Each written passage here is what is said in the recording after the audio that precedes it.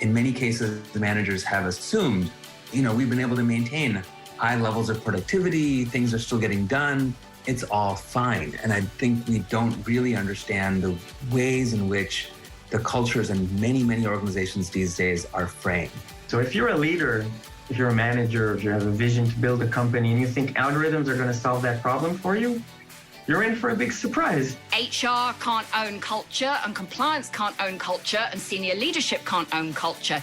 Each has a slice of culture, as do employees as a whole. So if we still think in terms of delegating to specific functions to solve these issues, I don't believe they will ever be solved. When you want to influence culture, when you want to make that a stronger part of your culture, what you need, if you want to change the culture, is to change people's assumptions. This is Banknotes, Banking Culture Reform. The views expressed in this podcast do not represent those of the New York Fed or the Federal Reserve System.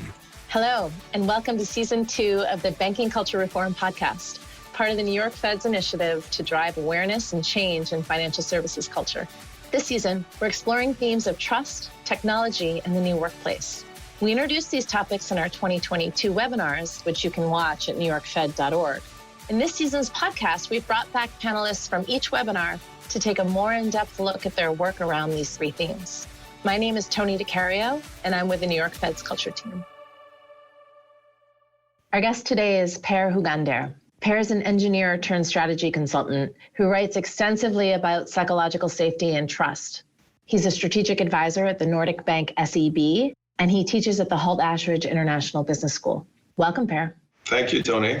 So, Per, maybe to get started, you could describe to me what it is that you do. Absolutely, I will try to do that. So what I do, I help teams to make progress on complex challenges, and I help them to make better decisions. And then I try to help them to infuse the capacity to make those decisions into the organizational culture. So you started off as an engineer. What you just described doesn't sound like what an engineer does. Maybe you could describe to us how you ended up in this role and how you ended up deciding that this was a really important thing for organizations to be able to do. Absolutely. So before I became an engineer, I was a basketball player, and I was always really struck by how the best coaches that I had could do these small things that would make our team a little bit better. And it could be stuff in the preseason, it could be a smart play that they drew up at the end of a game, could be, how they mentally prepared us before the game. And it's those small things that would give us an edge on the competition. And I think when I stopped playing basketball and I decided to go into business, I brought that with me, and I wanted to help organizations with that same thing, to get that edge. And to start with, I was a strategy consultant. I thought strategy was the thing, the best way to help organizations to succeed with what they wanted to do. But after seeing a few organizations trying to go through or make it, old organizations trying to make it in a transforming industry, I realized that probably wasn't strategy that I was supposed to help them with. I was probably doing the wrong thing. It's very much like, I don't know if you read the book, Strategy and the Fat Smoker. It's a Harvard professor named David Meister who wrote it. And he basically says that it's not, coming up with a great strategy or the strategic plan that's going to make you successful. It's actually how you make that happen. And it was pretty clear to me that it wasn't, lack of good strategies or lack of resources that was getting in the way for these giants to succeed. It was actually that the way they led the organization and the culture was really getting in the way of everything that they were trying to do. So after having that insight and after seeing more and more organizations trying to make it through transformation, I realized I should probably head back into leadership that I'd been looking at, but when I was a basketball player, right? And culture. So that's how I started venturing this way. That's a long answer to a short question. I love that. The book's title is so illustrative. It really helps. I love that book. There's a short article on it as well that I greatly recommend everyone to read. So you can have the best ideas and strategies, but really what matters is how you put it into practice and whether you can really implement them. So, all right, you figured out that this is what matters. How did you figure out what to focus on? I realized that we're asking a lot of our leaders. It's a pretty daunting task to be a leader these days. First, you have your team that you're supposed to lead, and you got to do the one-on-ones and manage your employees' development. And then there's the administrative burden of being a manager. And then you also have to stay on top of your area of expertise. And that alone, in a changing industry or a transforming industry, is quite a big ask. And then on top of that, there's all these things that organizations are struggling with or were struggling with when I started getting into it. You need to be an innovative leader, and you need to be a collaborative leader, and you need to be a transformative leader and an inclusive leader. There's all these things that we need to succeed with. And it was just hard for the leaders that I met to use the stuff that was available. There wasn't a shortage of theories or models, but all the great stuff that was available wasn't really being used because it wasn't delivered in a way that the leadership industry wasn't doing a good job of getting what we know about leading in complexity to be used by leaders. So many leaders were just overwhelmed by all these books and theories, and they ended up not implementing very many of them. So what I tried to do was to go through many of these fantastic theories and models and see, are there commonalities? What is it in these theories that really makes a difference? Because they were all good. It was just that there were so many of them that they didn't really help. So I was trying to find those common threads and the skills that you needed to use them. And I started to see a pattern of a few skills, important skills, that kept coming back and that kept being important. Didn't matter if it was to drive innovation or if it was inclusion or if it was, creating a better team. There's a few things that come back. And some of those things, two of them that I thought we'd talk about later is the ability to take another person's perspective, to really go into perspective taking. So that was something that came through. And also the ability to create a psychologically safe environment. So an environment where people dare to take interpersonal risk, ask risky stuff, challenge each other, throw out new ideas that might sound a little bit crazy at first, or admit when things aren't going well, or if there's stuff you don't know. Those things mattered. So I decided to focus on those as skills and try to find ways to help leaders to improve them and put them to use. And that was quite helpful. So I kept doing that, and I found a few things to focus on. I thought it was a good idea to focus on the skills, not so much on the tools and on the theories and methods, but to focus on a few skills and help people to get good at those. So that's how I found the focus. Then later on, I ventured into trying to infuse those skills into organizational culture. So the skills were the ability to take perspective and the ability to create and establish a psychologically safe environment and kind of build psychological safety. There's actually a Harvard Business School case study written about how you went about doing that. The case study, for those who are listening, was written by Amy Edmondson and Elena Corsi. And it kind of describes how your approach brought really tangible and positive business results. We'll link to it in the show notes, and I recommend people review it. It's a fascinating case. It indicates that the firm has been able to solve strategic problems that it had been working on for years, that it's helped the firm make decisions more quickly, more efficiently, and it even links your approach to improve market share. Can you describe kind of broadly what that approach looks like, how you actually kind of created a skills building approach within the organization? So to change culture, you need to change people's assumptions. So people need to assume that psychological safety will create good outcomes, and not theoretically buy into that. Amy Edmondson, who's a fantastic professor from Harvard, who's done all kinds of research on psychological safety, proved that it really makes a difference for organizations in complexity. But that theoretical insight doesn't really do it when you want to create culture change, or when you want to, I don't usually talk about culture change, but when you want to influence culture, when you want to make that a stronger part of your culture, what you need, if you want to change the culture, is to change people's assumptions. So have people assume that this makes a difference for us here on our topics, in our market, with our people. If we create a psychologically safe atmosphere, and if we use perspective taking to explore these tough challenges that we're facing, we will create positive outcomes, successful outcomes. If I can help people to make that connection, then I can start changing the culture or influence the culture.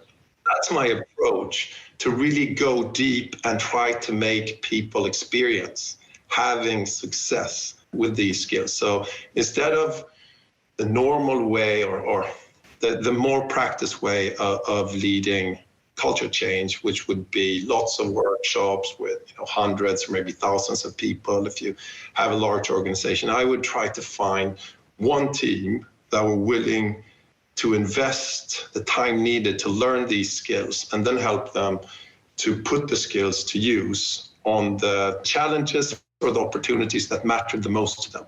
That's what I did. So in the case study, you'll read about one team. It was the chief risk officer's team, so the senior risk team of the organization. And we practiced this. We had several full-day workshops and offsites and weekly meetings to really get these skills and then put them to use on the really important topics.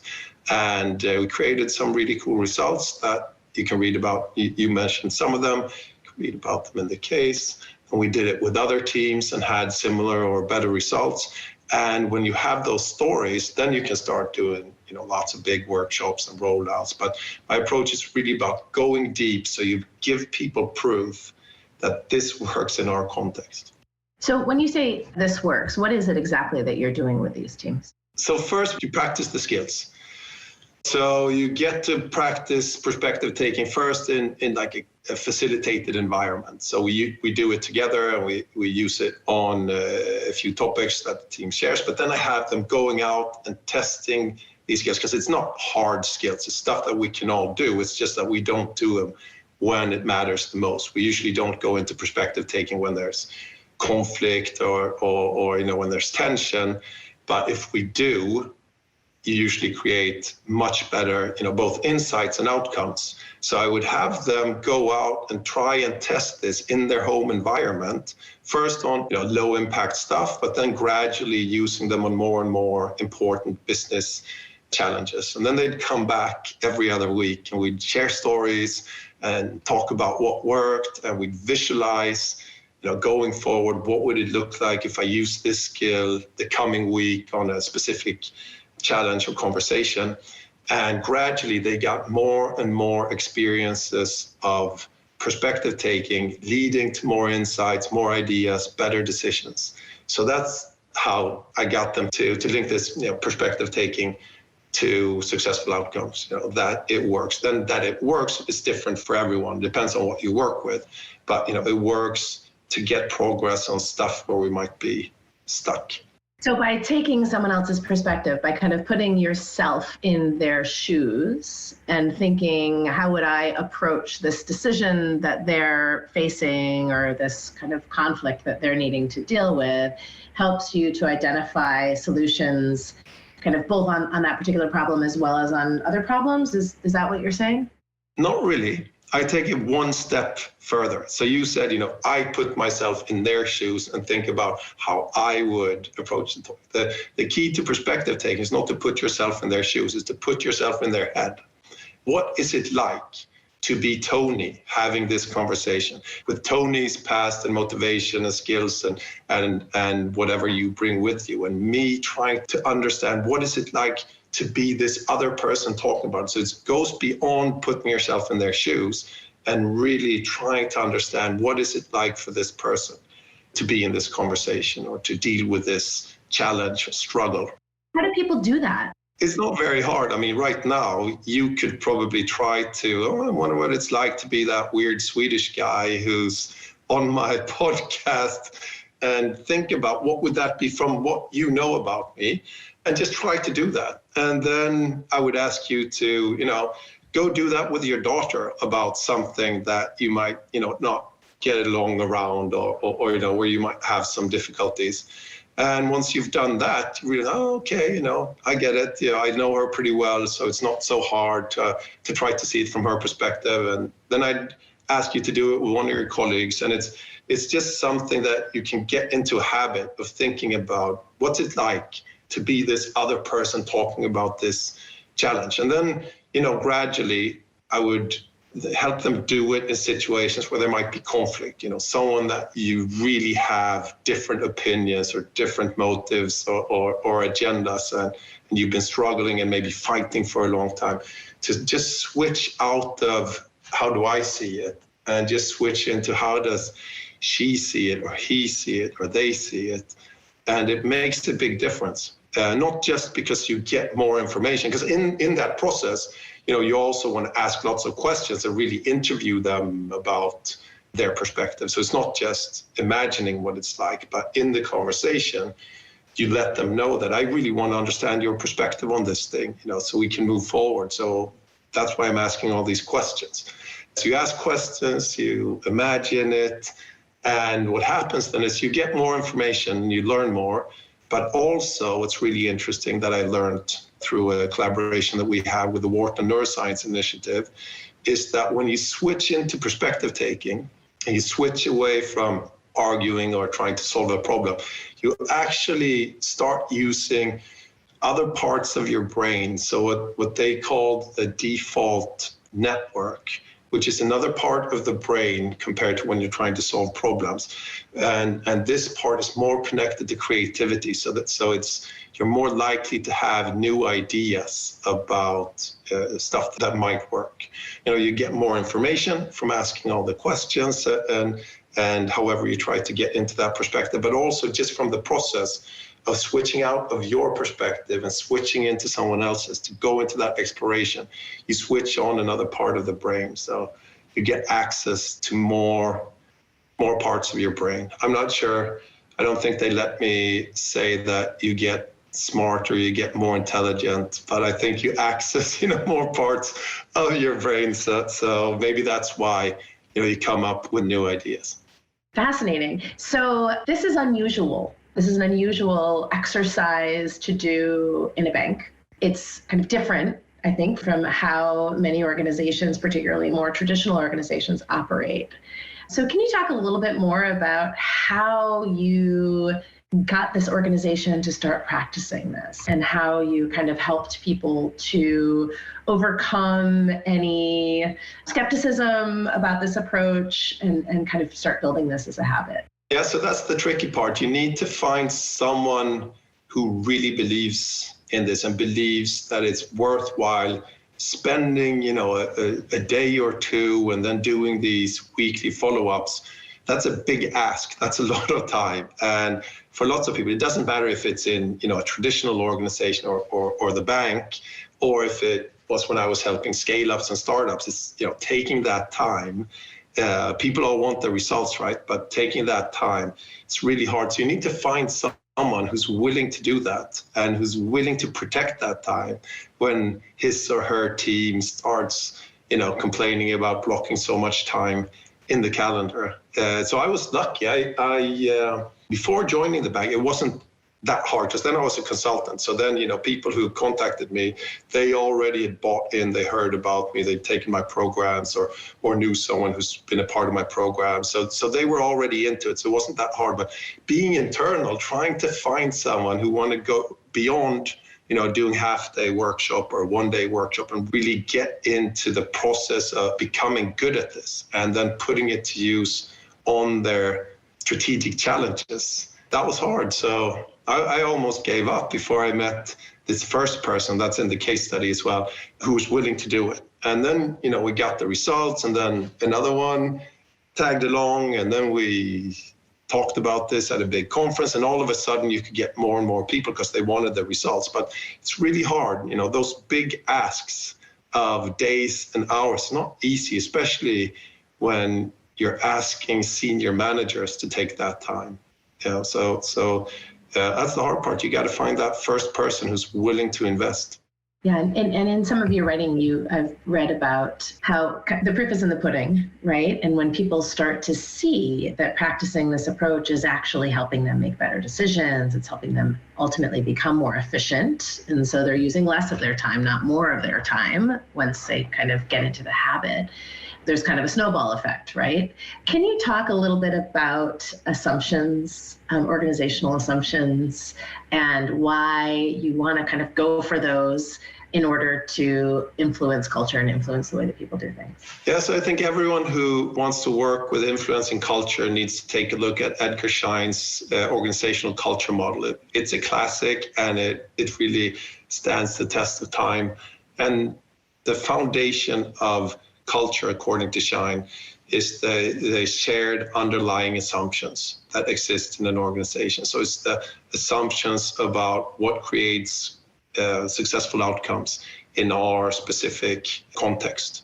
And those assumptions, once they are shared, and they become almost automatic. So people act and behave in accordance with those assumptions. And that's how culture forms.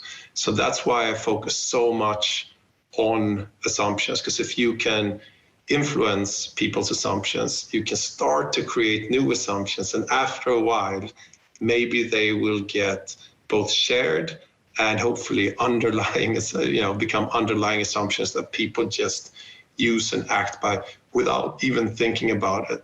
That takes a long time.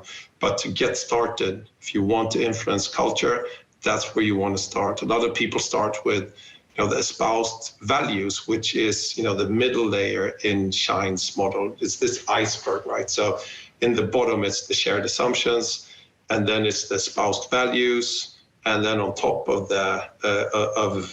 what you can see above the surface of the water is the behavior. So what Schein says is that it's the shared assumptions that makes the difference. The espoused values is not a very effective way of working if you want to influence culture. If you want to change culture, I don't really like the word change culture. I think you influence culture, you might not change it.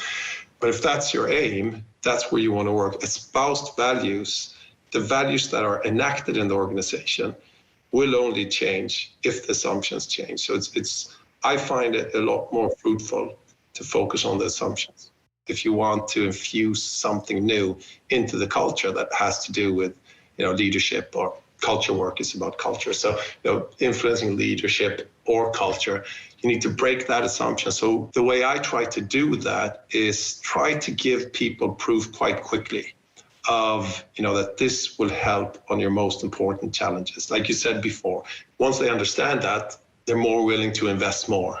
But if you don't give them that proof early on, it's a good chance that they will start, to try to negotiate and use less time. So what you want to do is give them proof quite early. So I usually have like a 2-day offsite to kick these initiatives off, like the one in the case study. And at the end of the first day, the full first day, we just try to build a more and more psychologically safe environment, and we train perspective taking. At the end of the day, I ask them to identify one strategic, important challenge that they all want to make progress on.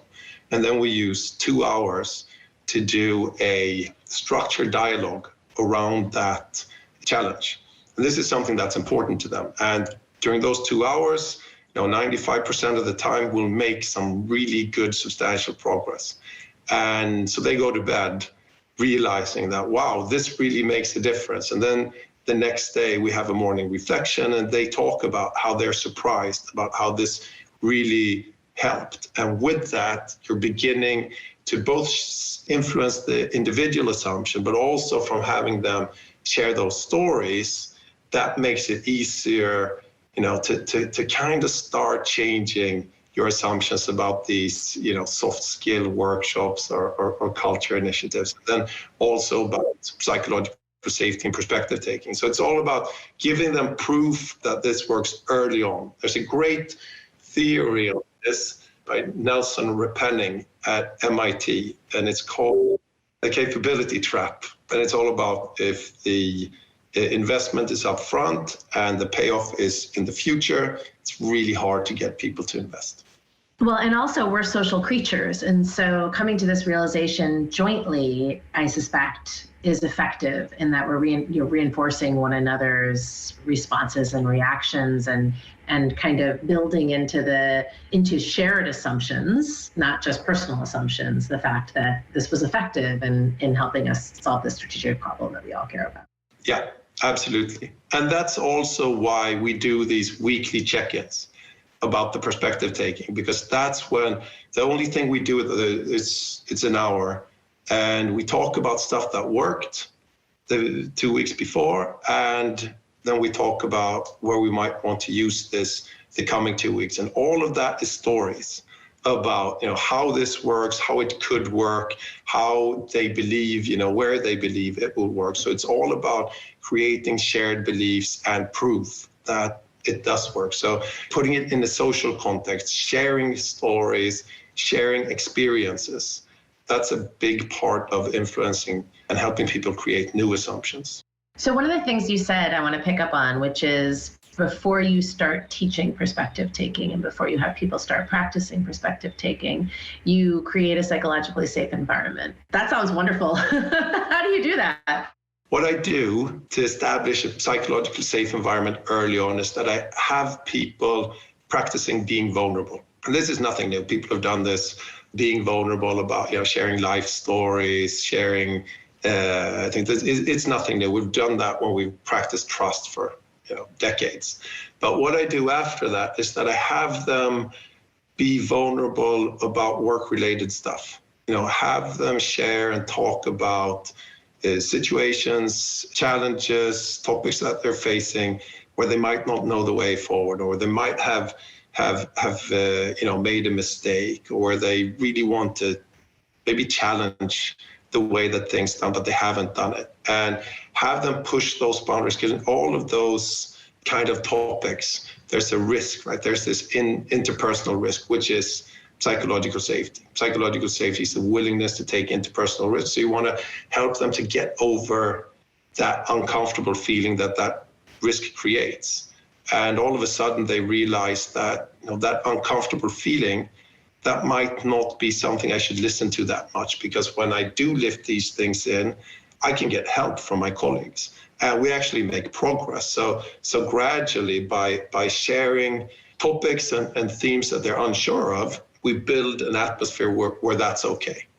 That's the key. And it's not something that I do before we do the perspective taking. It's something that I do. These go hand in hand. So I do a little bit of the vulnerability practice. I do a little bit of perspective taking. And actually, perspective taking is a really good way of building psychological safety, especially in a team where there might be some tension or when there's 2 or 3 people that don't get along.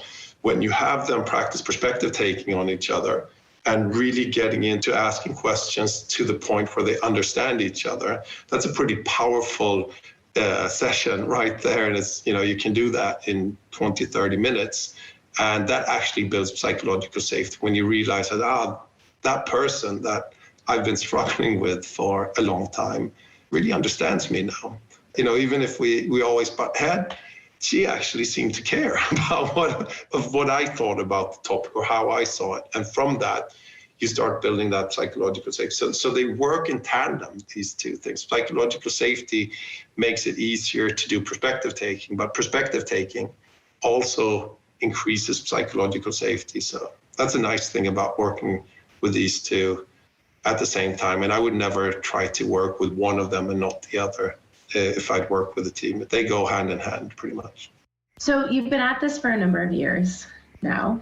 You've kind of broken through the obstacle maybe that you first faced, which was finding a group to start the ball rolling, right? To be willing to give you the time and the trust to work on perspective taking and psychological safety, and to get them to a point where they started to see results.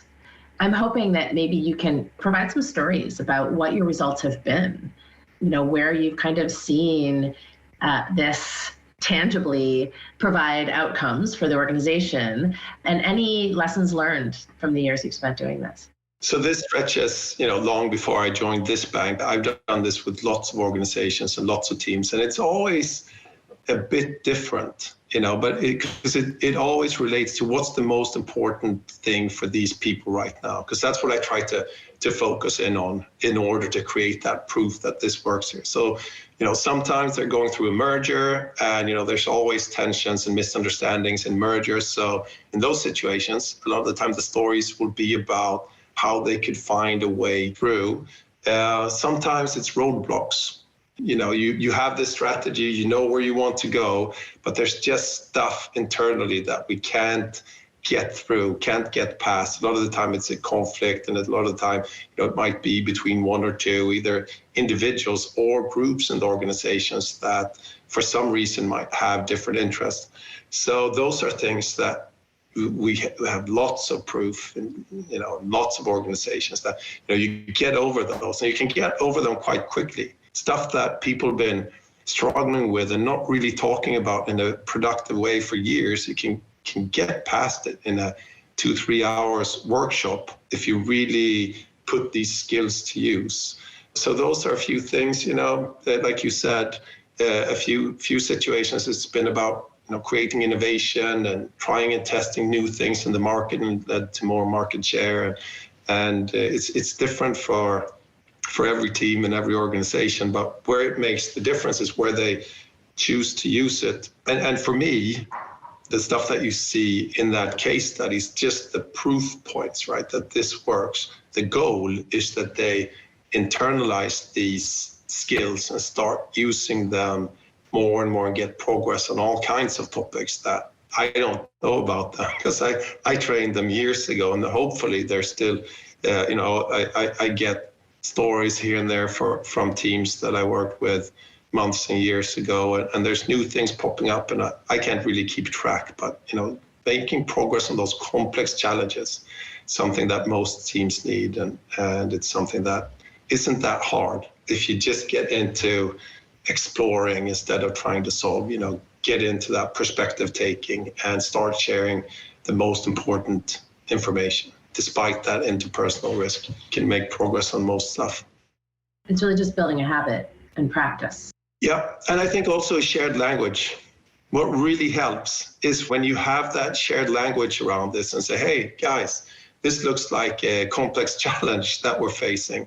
Maybe we should stop talking about it the way we're talking about it and do an hour of perspective taking. If you don't have the language, that can sound really weird, especially if it's a conflict, right?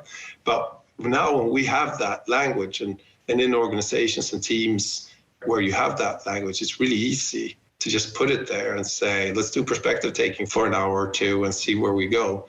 And that's really powerful, to have that shared language. So if you have the language, you have the proof that it works, so you dare to use the language, then it's habit. You get better every time you do it, but you don't have to practice it for months and months and months to get results. Usually people do pretty well the first day if they just really try to get into perspective taking. Then it gets easier the longer you go through the process. But it's not this very complicated thing. It's just, you got to put your mind to doing it. Okay, so one of the topics that we're looking at this year is new ways of work. And a big part of thinking about new ways of work is thinking about hybrid work and not always being in person. Does perspective taking work when you're doing it either remotely or in a hybrid way? Is there something to being in person that's important to these sessions that you're holding? What's your take on how the change in the way that we work is affecting your ability to bring perspective taking and psychological safety to your clients? So it definitely has an impact on how we can reach out and make this happen in the organization. So it's good and it's bad. So a few of the things that you would get from meeting in person, you don't get from a digital conversation. And when Corona hit and all of a sudden everyone had to work from home, we were stuck with the question, are we going to keep doing this? Because we were just getting to a point where this was kind of, you got a pretty strong internal trademark on this concept. So do we want to try to transfer that to digital, or do we just want to wait? And so we decided we don't want to do the whole thing because we don't want to burn the trademark. But what we wanted to do was keep going with the cohorts that we were already in progress with. And it turned out it worked really, really well.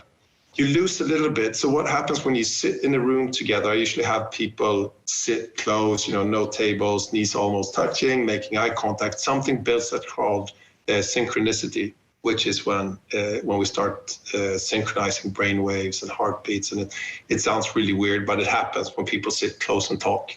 So you don't get that as much when you're meeting through a screen.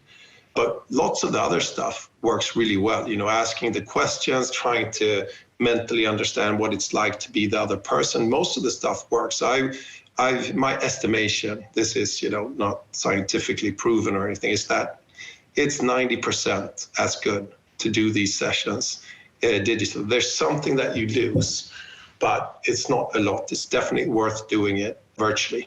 But then we get to the good points, which is when you meet virtually to do these sessions, especially when it's senior leaders who are hard to get into one space, and there's always going to be someone who can't be there when you have an hourly person-to-person meeting every week.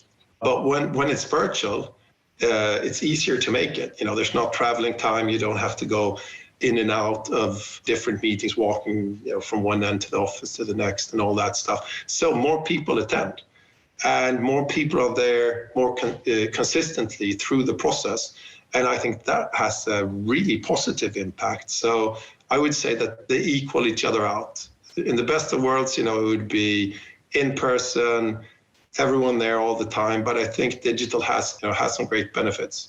And when it comes to the dialogues, that's also core to this process, to have a dialogue on a really important, complex challenge. I think that works almost better digitally because it's easier to manage the, who speaks and who's listening and to spread the word evenly and move in and out of perspective taking and sharing, which is a key to those dialogues. That works really well digitally. It's just lots of people have concluded that digital isn't good for creative work. I think it's just because we don't use it for creative work. We haven't really tried it. But when you do try to facilitate creative conversation, it can be great. So I think it works really well digitally. But I do admit that I want to start out person-to-person, face-to-face. And that's my preference. I'm sure that it works the other way around as well. But there's something in that synchronicity. So I do like the hybrid versions of doing it. There is something about having that person-to-person start when you want to build psychological safety. That's hard to get over. You can do it virtually, but why chance it when you're investing all of this time? In person, you can use the neural synchrony that takes place when you're in person to almost speed up perspective taking. Is that right? It kind of facilitates our ability to take someone else's perspective because we are like almost biologically synchronizing. Our heartbeats and our brain waves are starting to synchronize. So I actually think about it impacts the psychological safety even more, I would say. It's a really good way of creating that psychologically safe space when you're able to get people who don't agree to sit in those closer circles and have conversations with each other. It really helps the psychological safety, and that makes perspective taking easier. So yeah, they feed off each other, but I wouldn't say that it's only the perspective taking. I think it's just as much the psychological safety, but you can really leverage it.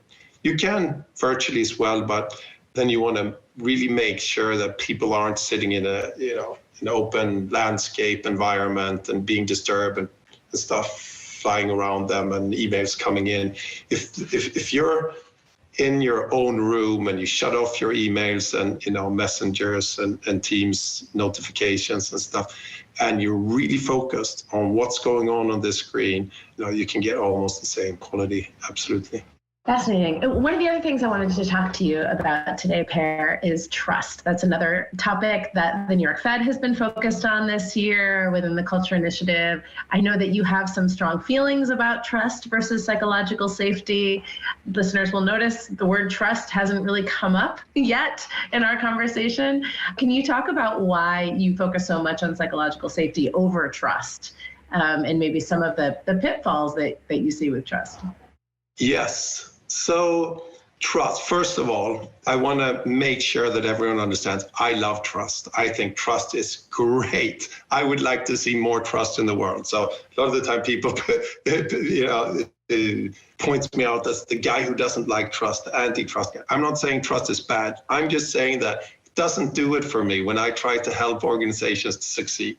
So there's a few problems with trust, and especially today, there's all these sayings, right? Teamwork is all about trust. Collaboration is all about trust. It seems like everything that we do is all about trust.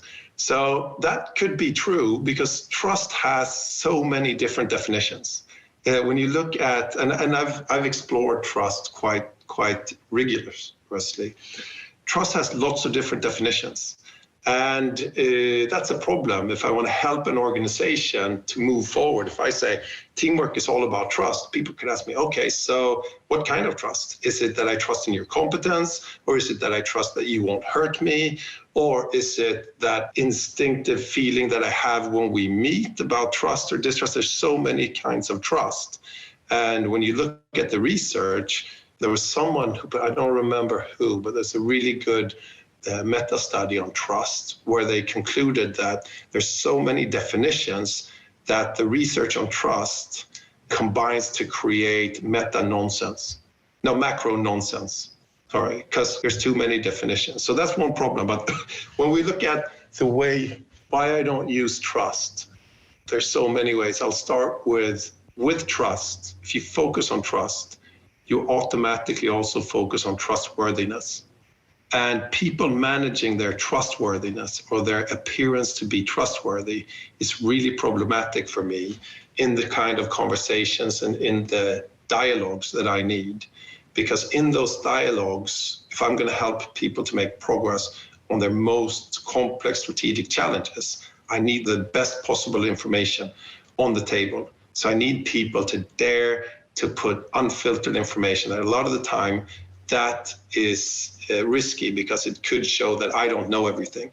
I've made a mistake, or I need to challenge someone that, maybe someone above me in the organization. And all of those things could harm how people evaluate me as trustworthy. That makes a lot of sense because one of the components of trustworthiness, according to Honora O'Neill, who I think of as kind of the primary thinker on trustworthiness, is competence. And so if you're acknowledging that something is difficult for you or that you maybe don't have full 100% competence in some area where you think people might expect you to, if you're focused on being trustworthy, then that's going to hurt psychological safety. Yes, exactly. So that's the problem. So with trust comes that proving that I'm trustworthy. And that a lot of the time helps or stops people from voicing the information that I need them to voice to make progress on the most complex challenges. So that's one problem. But another problem, like you said, most definitions in the organizational context about trust has something to do with competence, a lot of the time something to do with character and benevolence, and that through socializing with someone or interacting with someone for a long period of time, you can start evaluating how competent, trustworthy, and benevolent that person is. So it takes time to build that trust. That's part of the definition. So the problematic part here is that lots of organizations, definitely the one I work with, but lots of organizations that I worked with before, they need to bring in new people, right? They needed to bring in lots of tech people. If we're looking at the financial industry, tech people, the ESG people, lots of new people that needs to come in and help out in the different decision-making processes and in the teams. So when you add lots of people in a short period of time, those people will have the least chance of having established trust, right? We're running a risk of not evaluating the information they bring in as much because we don't feel trust for them yet. Are you saying, trust is kind of personal and psychological safety is more cultural? Yes, I would say trust is between two people. So I can trust you, but I can't trust a team. I can trust all the individuals in a team. And then we have trust, but I can't trust the team. There's nothing there to really trust. I can trust the individuals. But you can create a psychologically safe atmosphere or environment, or if you want to call it culture. That's the atmosphere that you have. I don't have to trust everyone. I'm sure you've been to these, it could be a party or it could be a training or somewhere where you haven't established trust. You hardly know people, but the atmosphere is really open and great, and you can both share information and challenge each other. You can have great conversation without trusting people, but the atmosphere is there. So that would be the way I would think of the difference. So there's lots of research. If you look at research on teaming, if you look at research on collective intelligence, that says that there's other things that comes in that's really important that we can do that doesn't have to do with trust. And it has to do with sharing, contributing equally to creating a psychologically safe environment, to take each other's perspectives. And if we do those things, we can do really well before we've had time to establish trust. I thought a lot about trust, and it's just not that helpful. It's a lot more helpful to focus on psychological safety, that willingness to take interpersonal risk, to dare to put the most important information on the table, because most of the time, that is what we need in order to make progress on the stuff that we're challenged by now. And it goes for, big financial organizations, but it also goes for really small startups. A lot of the time, it's those complex challenges that are getting in the way. And when your focus is to get progress on those, trust isn't going to help that much. It might actually make things worse.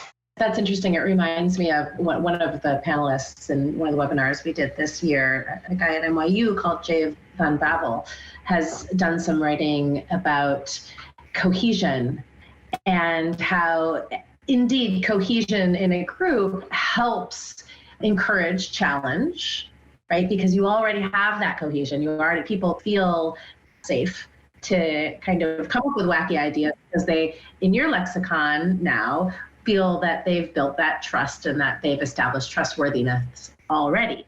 But he says, and I think this reflects what you were talking about, that the process of trying to create cohesion hurts challenge. So it sounds similar to your description of the process of trying to build trustworthiness, of trying to build credibility can hurt challenge because you don't want to appear unsure or, kind of not competent. Absolutely. And this is very problematic, right? Because if in the situations where we need to make good decisions, this goes for companies, society, everywhere, when people come together, if we have a period of time where we're working to create trust or cohesion or whatever you want to call it, where people are holding back, not sharing good information, trying maybe even to challenge each other to see if we're trustworthy, which can create conflict. If we have that, we're probably going to make really bad decisions. So what I'm trying to do, what I always try to do, is to find ways to get over that. How can we perform during that trust building phase or cohesion phase? How can we perform then as well? Because the way I see it, most of the important decisions we take are going to be taken in that phase. So how do we do that? That's the challenge. And then psychological safety to quickly get that up, but also to be trained to do perspective taking, even if I don't like you or if we look different or whatever it is. If I can quickly realize that this is a complex challenge, we need to make progress on it, and I can go into perspective taking, and that also will create psychological safety. We can get to a space where we can make good decisions during this trust building phase or cohesion phase. And actually what I think, and what I think I've seen proof of, is that when you stop emphasizing trust and you start emphasizing psychological safety and perspective taking, people can start making progress and without trusting each other, or at least with the definition of trust that trust builds over time. That is actually trust building in itself.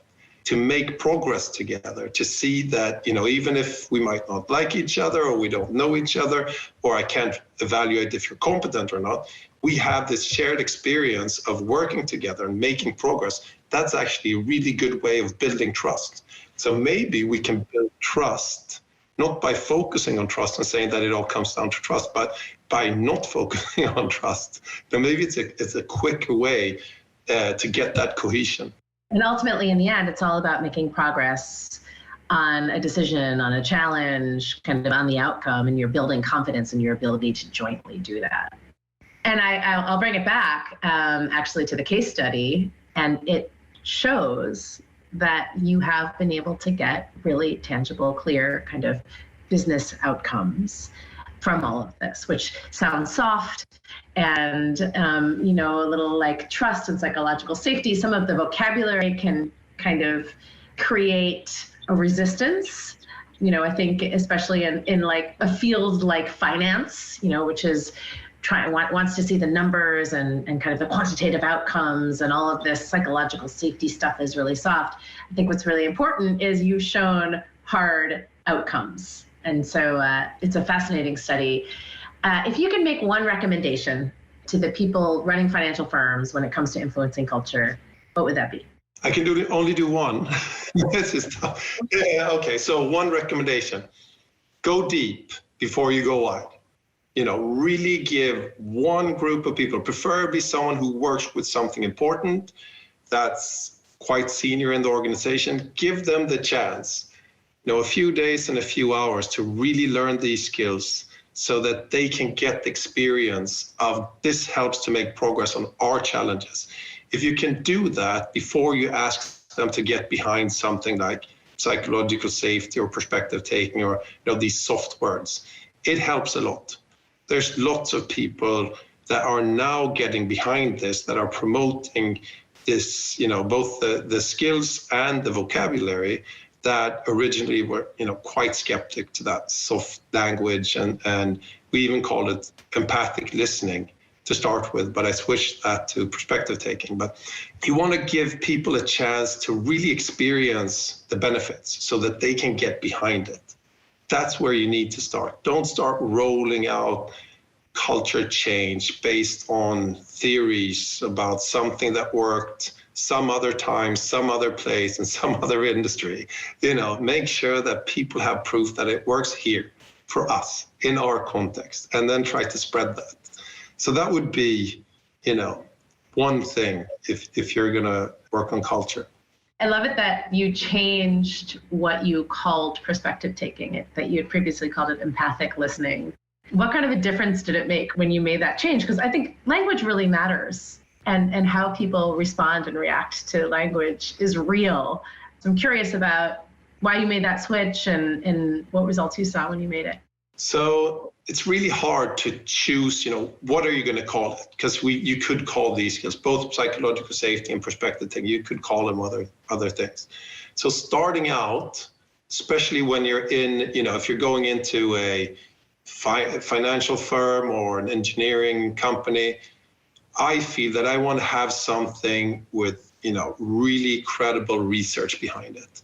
So when you choose something that you can point to, this is from Harvard or MIT or INSEAD or Ashridge or some really credible school and some really credible researcher, because a lot of the time, some of these skeptics need that to come along. So what we started out with empathic listening, that's because Otto Scharmer of MIT, he's a pretty credible resource. So that's why we used that language. We realized that it was quite tough for some people, empathy and listening, it sounded maybe a little bit too soft and passive.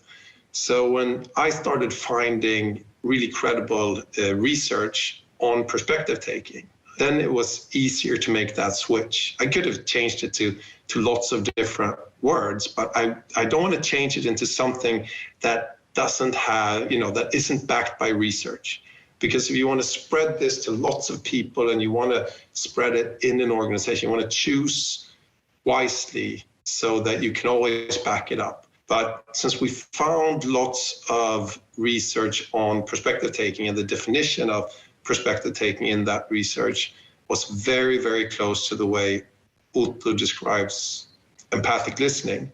So it's not the same, empathy isn't the same as perspective taking, but empathic listening, the way he describes it, to take the perspective of that other person, is basically the same as perspective taking. So then I felt that it was fairly safe because I could back it up with research, and it was easier for people to buy into it.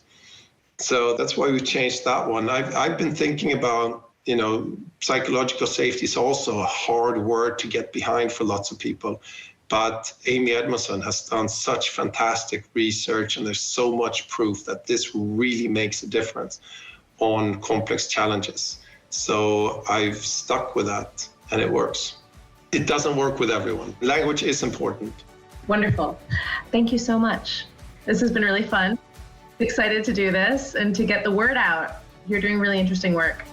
If you want to hear more from Per, watch the New York Fed's webinar on Trust in Banks, Where Are We Now?, which you'll find at newyorkfed.org/governance and culture reform.